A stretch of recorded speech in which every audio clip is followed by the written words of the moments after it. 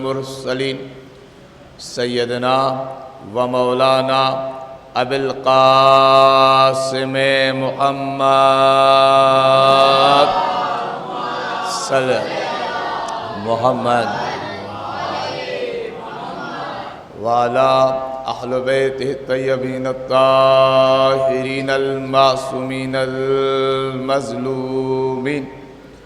ولعنۃ الدائمۃ علی اعدائہم اجمعین من یوم عداوتہم الی قیام یوم الدین۔ السلام علی الحسین وعلی علی ابن الحسین وعلی اولاد الحسین وعلی اصحاب الحسین، اما بعد فقد قال الرحمن فی القرآن بسم اللہ الرحمن الرحیم والتین والزیتون وطور سینین وہذا البلد الامین لقد خلقنا الانسان فی احسن تقویم۔ صلوات صلی محمد۔ عزیزان محترم، آج 3 روزہ مجالس کی آخری مجلس، ہم نے آپ کے سامنے انہی آیات کے ضمن میں چند چیزیں پیش کرنے کی کوشش کی کہ یہ انسان جسے خدا نے احسن تقویم پر خلق کیا تھا، یہ خود گرا اپنے اعمال کی وجہ سے، اتنی پستی پر گیا کہ خدا نے پکار کے کہا یہ اسفل السافلین ہے۔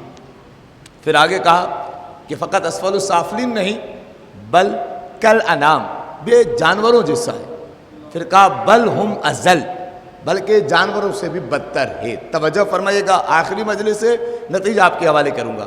تو اسی انسان جو پستی کی طرف چلا گیا تھا، جو سیرت رسول کو بھول گیا تھا، جو سیرت علی کو بھول گیا تھا، جو اتنا پست ہو گیا تھا کہ جو یہ کہتا ہوا نظر آتا تھا یزید کہ عورت عورت ہوتی ہے، چاہے ماں ہو یا بہن۔ حسین نے کہا نہیں، عورت فقط ماں اور بہن نہیں بلکہ عورت کا اپنا احترام ہے۔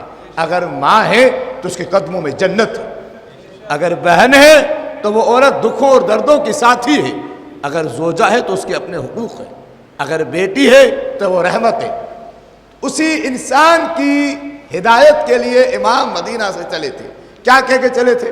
انی لم اخرج اشروں ولا بطرا ولا مفسدہ ولا ظلما وجورا، میں شہرت کے لیے نہیں نکل رہا، توجہ کیجیے گا، میں دولت کے لیے نہیں نکل رہا، حکومت کے لیے نہیں نکل رہا، فساد کے لیے نہیں نکل رہا۔ یہ کون کہہ رہے؟ سید الشہداء۔ یہ فقط اس وقت کے لیے نہیں کہہ رہے بلکہ یہ پیغام دے رہے ہیں جو بھی حقیقی حسینی ہوتا ہے وہ گھر سے فساد کے لیے نہیں نکلتا، وہ جب اللہ صلی بلکہ جب بھی وہ گھر سے نکلتا ہے کس چیز کے لیے نکلتا ہے؟ امام فرماتے ہیں انما، آپ کو معلوم ہے انما کس کو کہتے ہیں؟ عربی میں انما یعنی بس یہی، جیسے آیت تطہیر میں کہا انما یرید اللہ لیذھب عنکم الرجس اہل البیت ویطہرکم تطہیرا۔ صلی یعنی بتا دیا اہل بیت یہی ہے، اس کے علاوہ کوئی بھی اہل بیت نہیں۔ ایسے امام حسین کہہ رہے ہیں کہ میرے نکلنے کا جو مقصد ہے وہ فقط اور فقط یہی ہے، کیا؟ انما خرجت لاصلاح امت جدی۔ توجہ فرمائیے گا، بس میں نکل رہا ہوں اپنے نانا کی امت کی اصلاح کے لیے۔ یہ کہاں پہ فرما رہے ہیں؟ مدینہ میں فرما رہے ہیں، توجہ کیجیے گا۔ مدینہ سے لے کر کربلا تک کے جتنے بھی حالات ہیں، کون کون سے حالات سے سید الشہداء کو گزرنا پڑا، مکے میں کیا حالات ہوئے، حج کو عمرے میں تبدیل کرنا پڑا، سارے اذہان عالیہ میں محفوظ ہیں آپ کے۔ اس کے باوجود کربلا کے تمام تر واقعات گزر گئے، اس کے باوجود بھی سید الشہداء کو اپنا مقصد یاد ہے، اپنے مقصد کو نہیں بھولے، اپنے مقصد سے پیچھے نہیں ہٹے۔ کیا فرمایا؟ کہ اے تلواروں، اے تیروں، اگر میرے نانا کا دین میرے قتل کے بغیر نہیں بچ سکتا، آؤ مجھے قتل کر دو تاکہ حسین کے نانا کا دین بچ جائے۔ یعنی جو مقصد کیا تھے آخری وقت تک، توجہ کیجیے گا، میں اس سے آگے کی بات عرض کرنا چاہتا ہوں، آخری وقت تک اس مقصد پر باقی رہے۔ سوال یہ پیدا ہوتا ہے، کیا یہ جو مقصد تھا اصلاح امت جدی، اس مقصد کو حسین شہادت کے بعد روک گئے یا اس سے آگے بھی اس کو یاد رکھا؟ عزیزان محترم، اس سے آگے بھی یاد رکھا۔ کیا فرمایا تھا؟ اصلاح امت جدی، نیزے پر حسین نے قرآن پڑھ کر لوگوں کی اصلاح کی، تاکہ لوگوں کی اصلاح کی جائے۔ جو لوگ یہ سمجھتے تھے کہ یہ باغی ہے، جو حسین کو اپنے جیسا سمجھ رہے تھے، ان کو بتا دیا کہ اگر تمہارا سر کٹ جائے گا تو تمہارا سر کٹنے کے بعد کوئی بھی آواز نہیں دے سکتا، میرا سر کٹنے کے بعد بھی تلاوت قرآن کرے گا۔ اصلاح امت کی اللہ صلی اگر محترم، یہاں تک سید الشہداء نے اصلاح کی۔ اس کے بعد آپ کے سامنے ہم نے پیش کیے 2 دن تک، سید سجاد کے خطبے پیش کیے، ثانیہ زہرا کے خطبے پیش کیے۔ اب سوال یہ پیدا ہوتا ہے کہ یہ خطبات تو اس وقت تک کے لیے تھے جب تک وہ تھے، جتنے ان کے مخاطبین تھے ان سے خطاب ہو رہا تھا، ان کو بتا رہے تھے کہ انا ابن مکہ و منا، انا ابن زمزم و صفا۔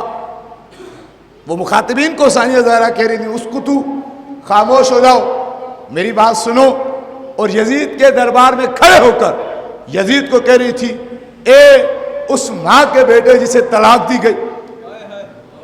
یہ تو وہاں سامعین کے لیے تھا، جو وہاں پر موجود نہیں ہیں ان کے لیے کون سی چیز تھی جو آج تک حسین ابن علی کا درس ہمیں بتائے؟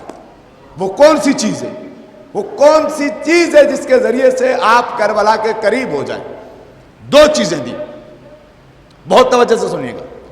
جب رہائی کے لیے کہا گیا تو بی بی نے جو مطالبات رکھے، توجہ کیجیے گا، اس میں سے 2 چیزیں ایسی ہیں، اور چیزیں بھی تھیں، 2 چیزیں ایسی ہیں جن کا تعلق مستقبل سے تھا۔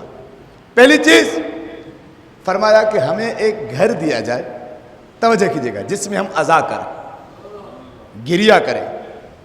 آپ دیکھیں کہ گریہ تو پہلے دن سے جاری ہے، آج گریہ کے لیے الگ گھر کیوں مانگا؟ یہ درس دیا کہ کربلا کی بقا حسین ابن علی کی عزا میں ہے، یعنی یہ پہلا درس۔ دوسرا درس، آپ شام کے نقشے کو آج بھی دیکھ لیں کہ شام کا راستہ کربلا سے ہو کے نہیں جاتا تھا، ایک ایسا راستہ بھی تھا جو مدینے ڈائریکٹ جاتا تھا۔ شام سے کربلا آنے کا کہہ کر بتا دیا کہ حسین ابن علی کے مقصد کو باقی رکھنا ہے تو حسین کی زیارت کو باقی رکھو۔ اور 2 چیزیں دی، ایک عزا، توجہ کیجیے گا، میں نے عرض کیا آخری دن میں نتیجہ آپ کے حوالے کروں گا، ایک عزا، ایک زیارت۔ آپ دیکھ لیں سن 61 ہجری سے لے کر آج تک ظالم ان دونوں چیزوں سے ڈرتا ہے، عزا سے بھی ڈرتا ہے، حسین کی زیارت سے بھی ڈرتا ہے۔ آپ دیکھیں عزا میں بہت احترام سے عرض کر رہا ہوں، میرا مقصد کسی پہ تنقید کرنا نہیں ہے، عزا کا ہر جز محترم ہے۔ تمام علماء اکرام کے یہ فتوے ہیں کہ جتنی بھی سنتی عزاداری ہے جو نسلوں سے ہوتی آ رہی ہے اس کو باقی رکھیں، اس میں اپنی طرف سے نہ کوئی اضافہ کرے نہ کوئی کمی کرے۔ عزا کا ہر جز محترم ہے، ہر شخص کی خدمت ہے، چاہے وہ نوحہ خان ہو، چاہے وہ سبیل لگانے والا ہو، چاہے وہ عالم ہو، ہر شخص کی خدمت کا احترام کرے۔ امام خمینی علیہ رحمہ، بہت اہم واقعہ ہے، ایک جملے کا ہے لیکن اس کے اندر جو درس ہے اس پہ پورا دن گفتگو کی جا سکتی ہے، وہ بہت سخت ہے۔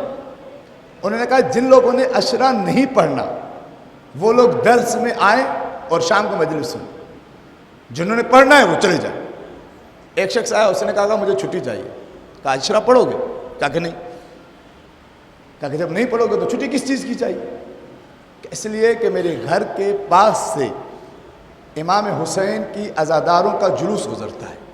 توجہ کیجیے گا، میں ان کے لیے چائے بناتا ہوں اور ان چائے کی جو پیالیاں ہوتی ہیں اسے میں خود دھوتا ہوں. اس لیے میں جانا چاہتا ہوں. آقا خمینی کا علم، عمل، مقام ہر شخص جانتا ہے، اپنے بھی جانتے ہیں، غیر بھی جانتا ہے. انہوں نے کہا ایک شرط پہ تمہیں چھٹی دوں گا. کہا کیا؟ کہا اس میں سے چند پیالیاں روزانہ میری طرف سے بھی دھونا. یعنی یہ جو کام ہے جسے بعض لوگ چھوٹا کہہ دیتے ہیں، جو لوگ چھوٹا کہہ دیتے ہیں ان کا خود ذہن چھوٹا ہے. درود پڑھے محمد علیہ محمد کے ذات پر.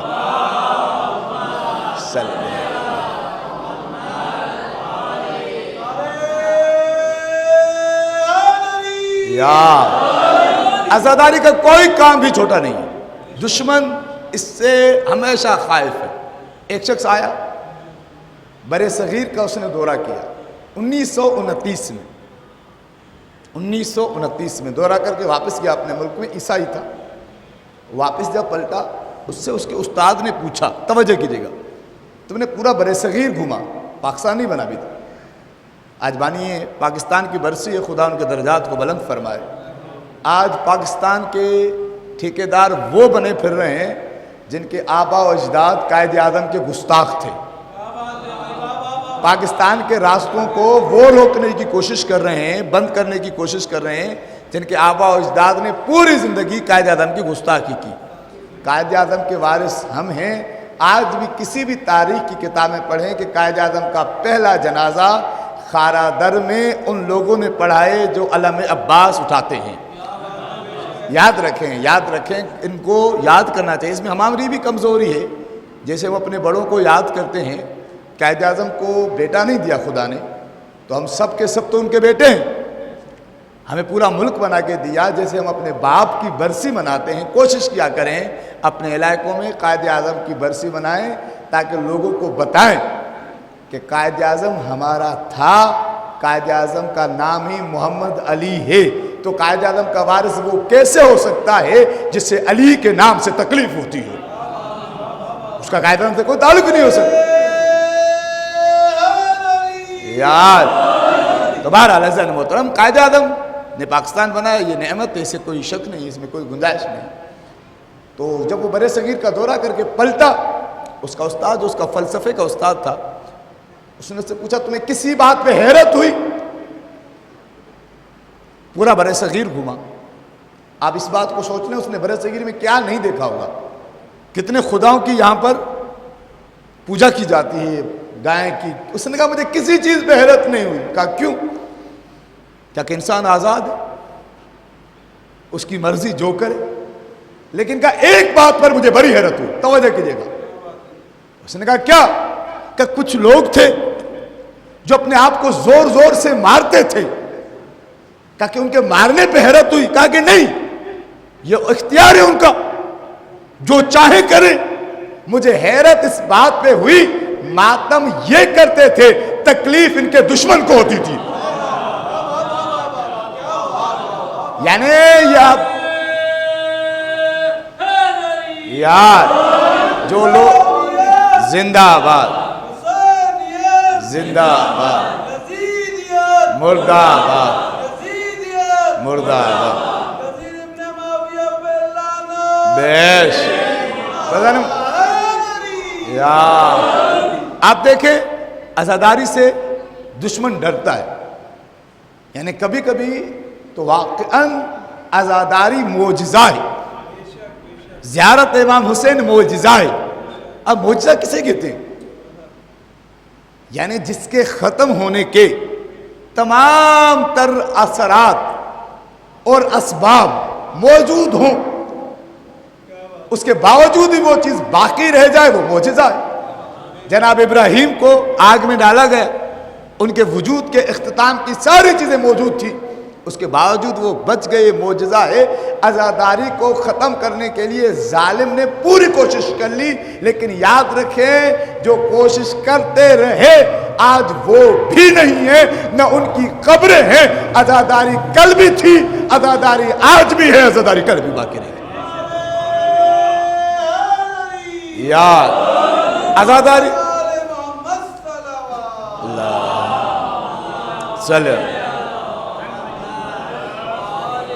दो चीजें दी, एक अजादारी एक ज़ियारत इमाम हुसैन, दोनों का ताल्लुक करबला से। दोनों को इसलिए दिया ताकि लोग करबला को न भूल जाएं जैसे लोग गदीर को भूल गए।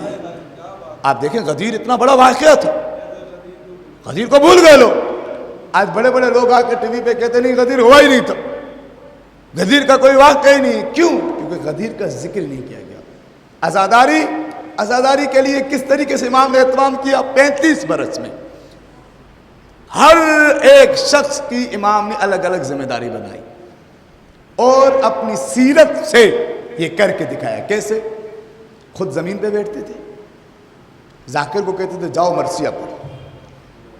मेरा आपसे सवाल है, क्या कोई जाकिर इमाम सज्जाद से बढ़कर मरसिया पढ़ सकता था? लेकिन उसके बावजूद ये बता दिया कि तुम्हारा इल्म कितना भी बड़ा हो, लेकिन जब हुसैन का जिक्र हो तुम जमीन पर फकत आजादार बन के बैठो। अज़ान मोहतरम, दूसरी चीज ज़ियारत के हवाले से आप देखिए कितना बड़ा इंतजाम किया। मुख्तलिफ किताबों में, बहुत जिम्मेदारी से कर रहा हूं, गैर जिम्मेदारी में बात करने का आदि नहीं हूं, 36 ज़ियारतें इमाम हुसैन की आई। 36, एक ज़ियारत नहीं। ज़ियारत वारिसा, ज़ियारत आशूरा, ज़ियारत अरबईन, ज़ियारत लैलतुल जुमा यानी शब जुमा की ज़ियारत, 15 रजब की ज़ियारत, 15 शाबान की ज़ियारत, 36 से ज़्यादा ज़ियारतें आई। मुमकिन है ज़्यादा इसलिए कह रहा हूँ, मुमकिन है कोई ज़ियारत ऐसी हो जो मेरी नज़रों से न गुजरी हो। और हर ज़ियारत के लिए क्या हुक्म दिया? अलग अलग मतलब दिया। तवज्जो कीजिएगा, अलग अलग मतलब दिया। कैसे? कि ताकि तुम्हें हर ज़ियारत में करबला से एक नया पैगाम मिले। किस ज़ियारत में तुम्हें क्या पैगाम दिया? फया लैतनी कुन्तु मअकुम फअफूज़ मअकुम। एक करबला के शहीदों, तवज्जो कीजिएगा, और इसमें एक पैगाम है जो आपके हवाले कर रहा हूं। काश कि मैं भी करबला में होता और आपके साथ इस अजीम मनसब पर फाइज हो जाता। शेख मुफीद अलैहिर्रहमान ने लिखा, तवज्जो कीजिएगा, वो आलिम जो सीना तान के कहते थे कि मैं इमाम ज़माना की दुआ से आया हूँ। शेख मुफीद अलैहिर्रहमान जो सैयद रज़ी के उस्ताद हैं, सैयद मुर्तज़ा के उस्ताद हैं। सैयद रज़ी जिन्होंने नहजुल बलागा को लिखा, सैयद मुर्तज़ा उनके बड़े भाई, उन दोनों भाइयों के उस्ताद। उन्होंने एक वाक़या लिखा कि एक आलिम ने अमल किया ज़ियारत आशूरा का, और बार बार इस जुमले को सोचा और अपने ऊपर तारी किया कि काश के मैं करबला में होता। आपको मालूम है ना, हुसैन किसी की दुआ को रद्द नहीं करती। आलम ख्वाब में इसने देखा कि ये करबला में मौजूद है, और अपने आप को जब करबला में पाया, किस अंदाज में पाया कि नमाज का वक्त है, ये भी इमाम के साथ मौजूद है, जनाब सईद भी इमाम के साथ मौजूद है। इमाम ने कहा तुम सईद के साथ मेरी नमाज की हिफाजत करो। ये खड़ा हो जाता है, तीर आते हैं, तीरों को सहता है, बर्दाश्त करता है, लेकिन जब एक तीर ऐसा आया इसके बाजू पे लगा, ये हट गया, वो तीर जाकर हुसैन को लगा, तो सईद ने इसका हाथ पकड़ के कहा कि जब जुर्रत नहीं है तो करबला आए क्यों? जब हौसला नहीं है तो करबला आए क्यों? आपको मालूम है ना, सईद को 40 से ज्यादा तीर लगे थे। जब तड़प रहे थे सईद, हुसैन ने नमाज खत्म की थी, इमाम से क्या कहा था मालूम है आपको? मौला मुझसे राजी हो। मौला ने क्या कहा था? सईद तुमने मुझे नमाज की याद दिलाई थी, अल्लाह तुम्हें नमाजियों में से करार दे। ज़ियारतों में सबसे अहम ज़ियारत जिसे मोमिन की अलामत करार दिया गया, वो कौन सी ज़ियारत? ज़ियारत अरबईन, इमाम हुसैन के चहलम की ज़ियारत। आपको मालूम है, इस ज़ियारत के लिए करबला जो जा सकते हैं ज़रूर जाएं, ताकीद है जाएं। खुदा ने मुझे भी بہت مرتبہ موقع دیا ہے کربلا میں حسین کی زیارت پڑھنے کا، لیکن اگر کوئی شخص نہیں جا سکتا تو اپنے گھر کی چھت سے بھی کسی آسمان کے سائے میں بھی اس زیارت کو پڑھ سکتا ہے۔ میں ایک جملہ عرض کروں آپ کی خدمت میں، سید خوئی نے لکھا کہ جب کربلا کے زائرین کے لیے روز قیامت آواز دی جائے گی، اے حسین کے زوارو آؤ جنت میں داخل ہو جاؤ، یہ دروازہ حسین کے زواروں کا ہے، تو کچھ لوگ بھاگ رہے ہوں گے، کچھ لوگ رو رہے ہوں گے۔ جب کچھ لوگ رو رہے ہوں گے، کس تمنا سے رو رہے ہوں گے معلوم ہے؟ فَيَا لَيْتَنَا كُنَّا مِن زُوَّارِ الْحُسَيْنِ، کاش کہ ہم بھی زوار حسین میں سے ہوتے۔ اللہ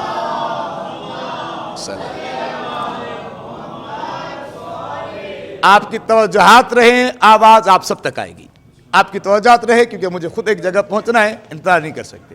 تو اللہ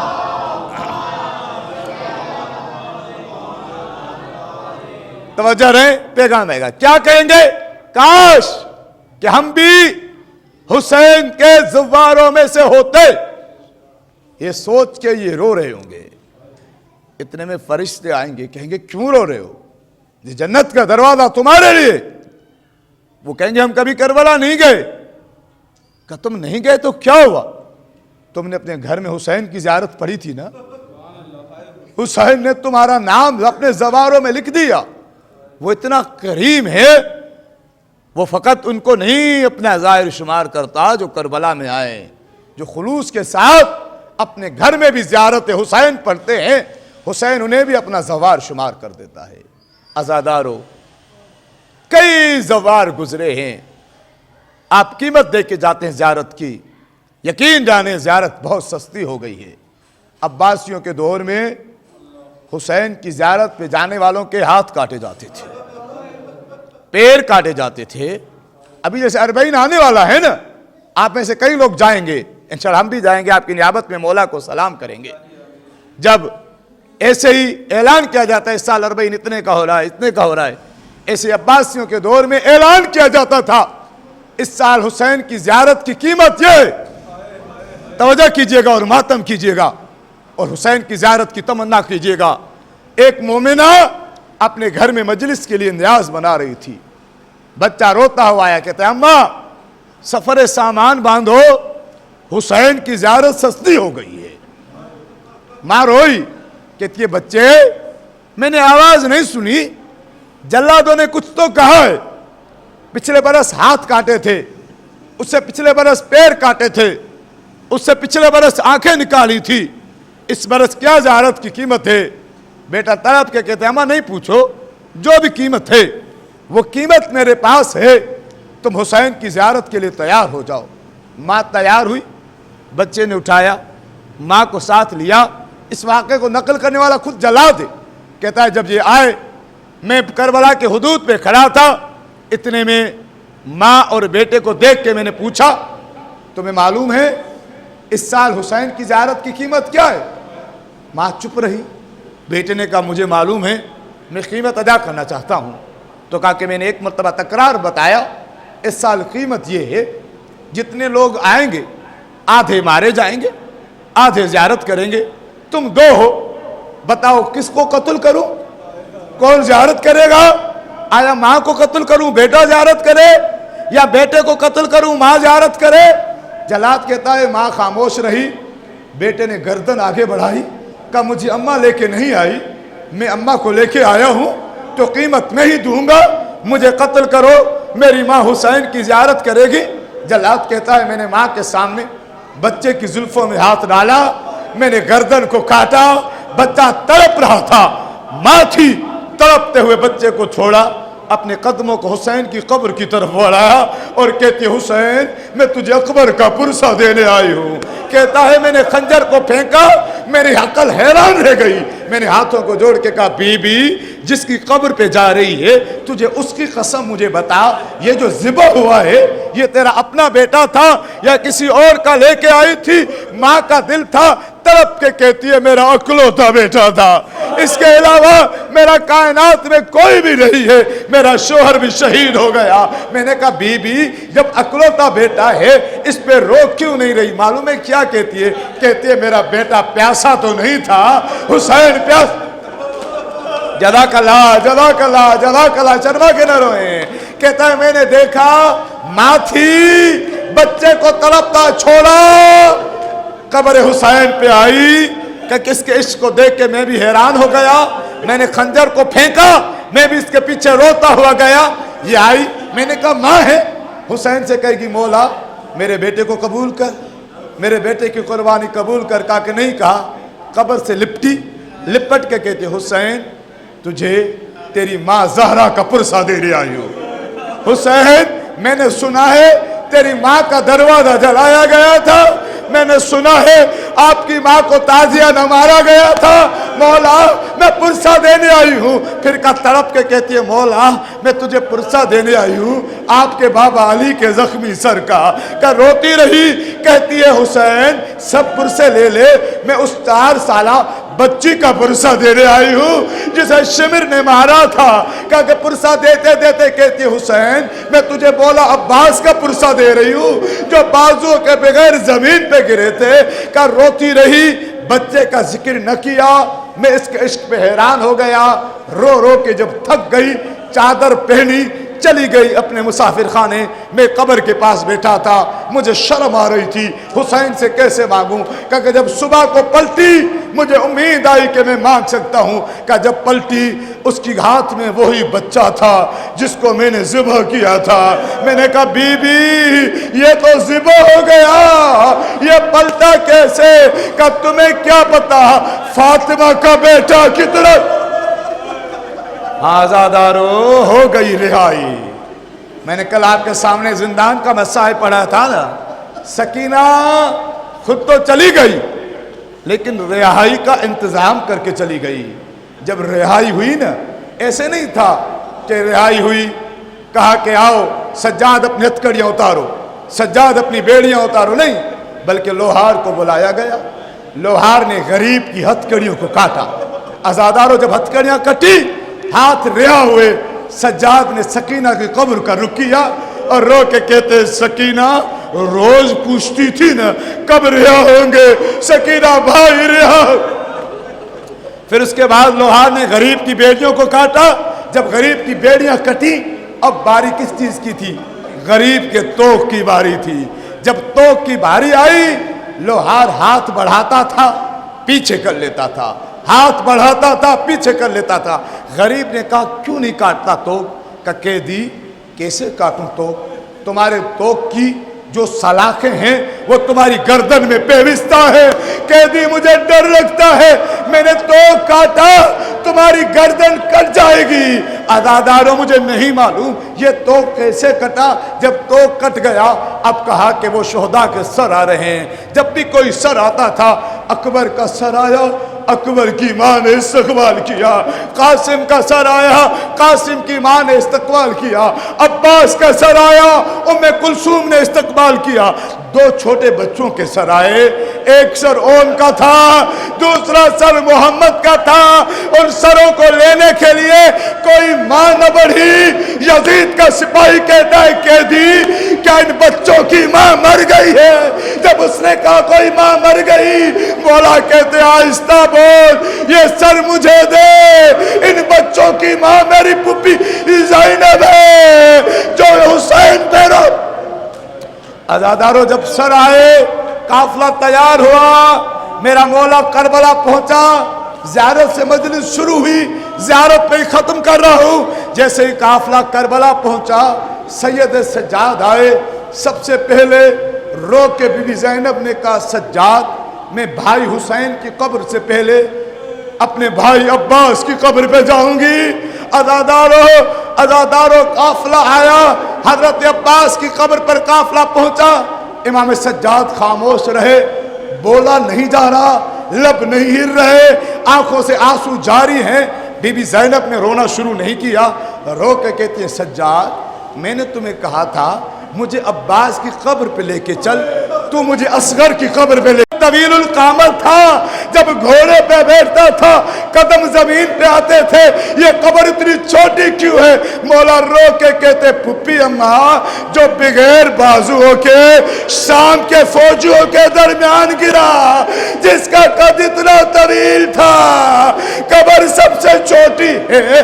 عزادارو، عباس کی قبر سے لپٹی زینب رو کے کہتی عباس میں شام کو فتح کر کے آئی ہوں، عباس میں پیدل چل کے آئی ہوں، عباس میں سب کچھ بھول سکتی ہوں لیکن وہ مقام نہیں بھول سکتی جب یزید نے اشارہ کر کے کہا تھا زینب کہاں ہے۔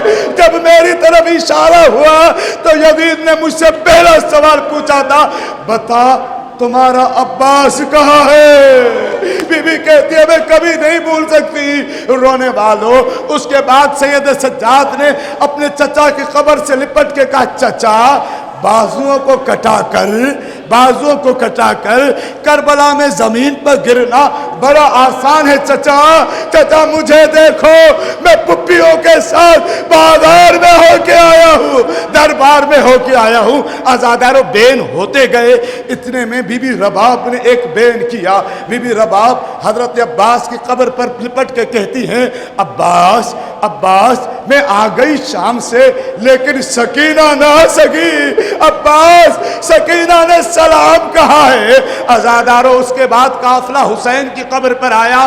جیسے امام حسین کی قبر پر پہنچے، قبر پر پہنچنے کے بعد امام سجاد نے اپنے بابا سے کہا بابا سجاد شرمندہ ہے، بابا میں آ گیا، سکینہ نہ آئی۔ بی بی زینب نے بھائی سے کہا بھائی میں شام کو فتح کر کے آئی ہوں، بھائی میں پتھر کھا کے آئی ہوں، بھائی میں یہ کر کے آئی ہوں، ساری چیزوں کو بیان کیا لیکن ایک ایسا جملہ کہا اس پہ بیویوں نے اتنا ماتم کیا کہ بنو اسد کی عورتیں گھروں سے روتی ہی آئیں۔ معلوم ہے کون سا جملہ تھا؟ بی بی رو کے کہتی ہے بھائی زینب واپس آ گئی لیکن بھائی میں کس منہ سے مدینے واپس جاؤں گی؟